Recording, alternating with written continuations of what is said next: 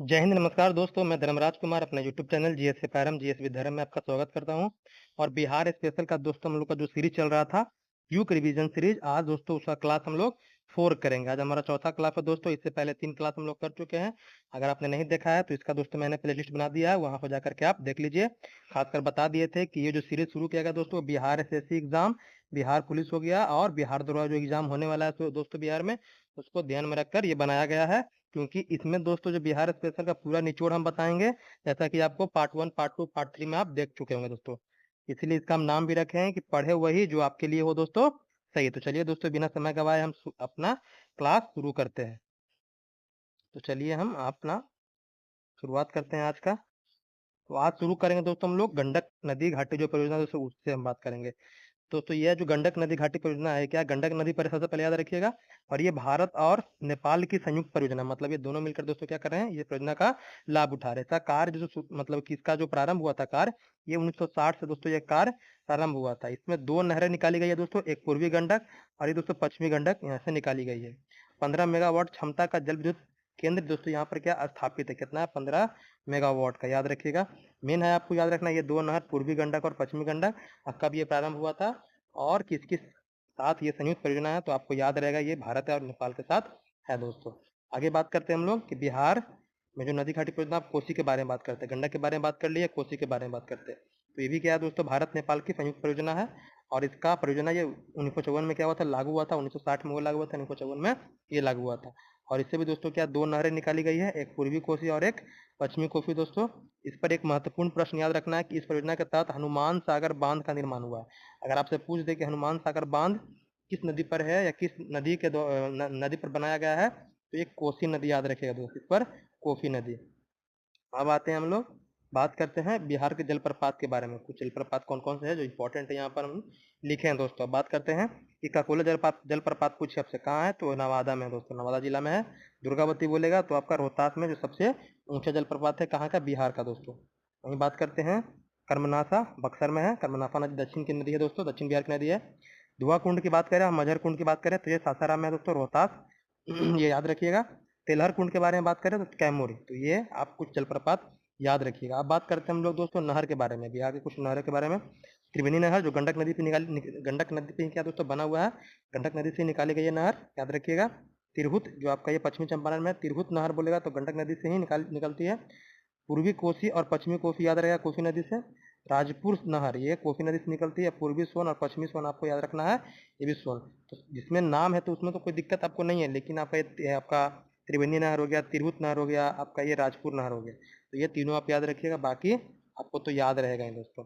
अब आगे हम लोग बात करते हैं बिहार के प्रमुख झील के बारे में। कुछ झील है जो हमारे बिहार में, उसको देख लेते हैं। कांवड़ झील बहुत फेमस है, सुनते होंगे आप, तो ये बेगूसराय में है। कांवड़ झील कहाँ है, बेगूसराय में है। गोगाविल झील कहाँ है दोस्तों, कटिहार में, गोगाविल झील कटिहार में है। कुशेश्वर झील बोलेगा तो दरभंगा में है। घोड़ा कटोरा झील आपका राजगीर में है। अनुपम झील बोलेगा तो कैमूर में है। सिमरी झील बोलेगा तो सहरसा में है दोस्तों। जगतपुर झील आपका भागलपुर में है। मोती झील आपका मोतिहारी में है, मोती झील मोतिहारी जो पूर्वी चंपारण में पड़ता है दोस्तों। सरिया मन झील कहाँ है आपका, बेतिया में, ये आपका पश्चिमी चंपारण में पड़ता है। बेतिया कहाँ है, मतलब पश्चिमी चंपारण का मुख्यालय कहाँ है दोस्तों, बेतिया में। पूर्वी चंपारण का मुख्यालय कहाँ है आपका, मोतिहारी में।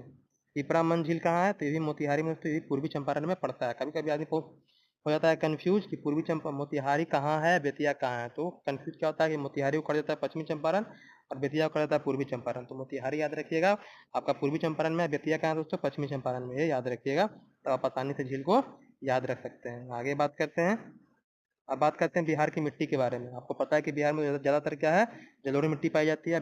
जलोढ़ मिट्टी के भी 2 प्रकार होते हैं, एक खादर एक बांगर। खादर मतलब जो नवीन जलोढ़ मिट्टी होती है जो, और ये आपका बांगर क्या होता है, जो पुरानी जलोढ़ मिट्टी होती है उसी को कहते हैं दोस्तों। तो खादर आपको कहाँ देखने के लिए मिलता है, जो गंगा नदी के किनारे जितने भी जिले बसे हुए हैं दोस्तों हमारे बिहार में, उस वहाँ पर जितनी मिट्टी होगी दोस्तों वहाँ पर देखने के लिए मिलेगा क्या आपको, खादर। और जो बांगर कहाँ देखने के लिए मिलेगा, दक्षिण बिहार है जो आपका, गया हो गया आपका, जमुई का इलाका हो गया, यहाँ पर दोस्तों देखने के लिए मिलेगा कि आपको बांगर मिट्टी देखने के लिए मिलेगा। चलिए हम पहले पता करते हैं। तो मिट्टी का अध्ययन आपको पता है क्या कहलाता है, पेडोलॉजी कहलाता है। क्या कहलाता है, पेडोलॉजी।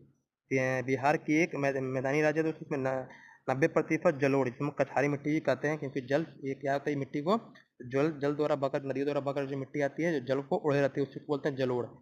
अब बात करते हैं कि उत्तर बिहार की मिट्टी पर्वतीय पदीय मिट्टी है, तराई मिट्टी है, पुरानी जलोढ़ मिट्टी, नवीन जलोढ़ मिट्टी आपको देखने के लिए मिलेगा। वहीं दक्षिण बिहार की बोलेंगे तो टाल मिट्टी, कगाड़ी मिट्टी और लाल पीली मिट्टी देखने के लिए मिलेगा। अब दोस्तों हम लोग बात करते हैं बिहार के राष्ट्रीय उद्यान एवं जीव अभयारण्य के बारे में। तो आपको पता है कि बिहार में एक राष्ट्रीय उद्यान और 12 वन्य जीव अभयारण्य है। एक राष्ट्रीय उद्यान के बारे में सुने होंगे, वाल्मीकि नगर राष्ट्रीय उद्यान, जिससे हमेशा प्रश्न बनता है, जो पश्चिमी चंपारण में दोस्तों, यह बिहार का एकमात्र राष्ट्रीय उद्यान है। बात करते हैं भीम बांध एवं वन्य जीव अभयारण्य कहाँ है आपका, ये तो मुंगेर में। गौतम बुद्ध के बारे में पूछे तो गया टिक कीजिएगा। तो गौतम बुद्ध पक्षी विहार, ये पक्षी होगा। कांवर झील आपको बता दिया था, कांवर झील वन्य जीव अभयारण्य कहाँ है, बेगूसराय में है। कैमूर वन्य जीव अभयारण्य कहाँ है, तो कैमूर मत मारिएगा, ये कैमूर वन्य जीव अभयारण्य कहाँ है, रोहतास में है। नागिनट्टी के बारे में सुने होंगे, ये कहाँ है दोस्तों, जमुई में। नागिनट्टी डैम भी है और आपका पक्षी अभयारण्य भी है, क्या है, इससे भी शामिल भी किया गया किसमें, तो आपका रामसर साइट दोस्तों उसमें शामिल किया गया दोस्तों। आगे बात करते हैं हम लोग बिहार के वन्य जीव के बारे में। अब थोड़ा देख लेते हैं कि विक्रमशिला डॉल्फिन वन्य जीव अभयारण्य कहाँ है, ये भागलपुर में है। पंत वन्य जीव अभयारण्य नालंदा में है। उदयपुर के बारे में बोले तो पश्चिमी चंपारण। कभी कभी प्रश्न देता है उदयपुर वन्य जीव अभयारण्य कहाँ है, तो आदमी सोचता है कि उदयपुर तो राजस्थान टिक कर देता है, लेकिन दोस्तों याद रखिएगा यह बिहार के पश्चिमी चंपारण में है। तो वाल्मीकि वन्य जीव अभयारण्य कहाँ है, दरभंगा में आपका है। वाल्मीकि नगर बोलेगा तो आप जाइएगा पश्चिमी चंपारण, लेकिन वाल्मीकि वन्य जीव अभयारण्य, वाल्मीकि राष्ट्रीय उद्यान पश्चिमी चंपारण में, ये याद रखना है आपको। कुशेश्वर वन्य जीव अभयारण्य आपका दरभंगा में है।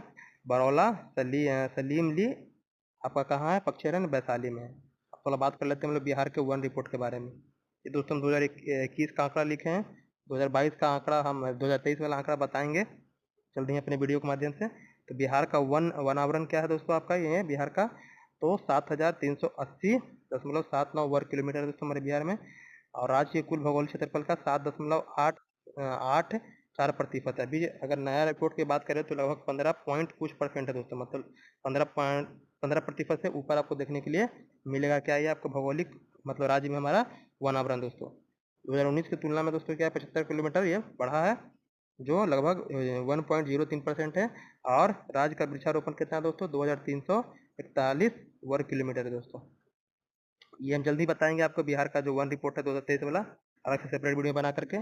थोड़ा देख लेते हैं हम लोग बिहार में जिलों में वन आवरण के बारे में। सबसे ज़्यादा वन कहाँ है, सबसे ज़्यादा, सबसे कम कहाँ है, तो सबसे ज़्यादा वन आवरण बोलेगा मैं दोस्तों, मतलब कहाँ है, कैमूर में है। कहाँ है, कैमूर में है सबसे। उसके बाद दूसरा नंबर पर पश्चिमी चंपारण, तीसरा में आपका रोहतास। और सबसे कम बोलेगा दोस्तों क्षेत्रफल के अनुसार, क्षेत्रफल के अनुसार है, किसके अनुसार है, क्षेत्रफल के अनुसार। तो सबसे कम शेखपुरा में, सबसे ज़्यादा कैमूर में है, सबसे कम कहाँ है, शेखपुरा में है।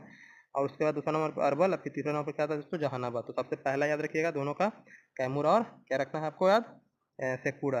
अब थोड़ा आपको मैप दिखा देते हैं बिहार का, जो ही पढ़ाएं आपको हम। तो मैप में भी आप देख लीजिए कैसे कैसे है, आप देख लीजिए यहाँ पर। पश्चिमी चंपारण के बारे में बता दिए थे, उदयपुर के बारे में, कुशेश्वर दरभंगा के बारे में बता दिए थे। कैमूर में आपका देख लीजिए, यहाँ पर सब अभ्यारण्य है। गौतम बुद्ध के बारे में बोल दे, राजौरी आपको बोल दे, भीम बांध बोल दे, गोगा बिल बोल दे, कटिहार वाला बोल दे। तो ये सब आपको दिया भागलपुर में। डॉल्फिन का जो विक्रमशिला अंगेटिक डॉल्फिन केंद्र जो बना है दोस्तों, ये भी याद रखिएगा। इस तरह से मैप से भी आप इसको याद रख सकते हैं दोस्तों।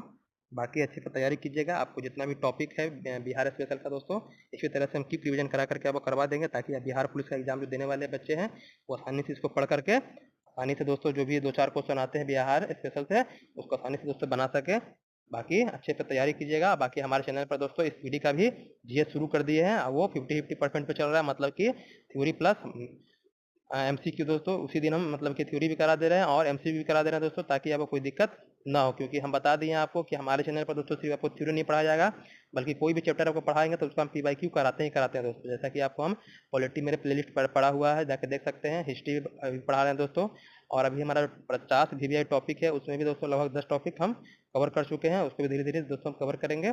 और भी कुछ आपकी डिमांड हुई दोस्तों कमेंट में जरूर बताइएगा, हम आपके लिए हर संभव प्रयास करने के लिए दोस्तों तैयार हैं।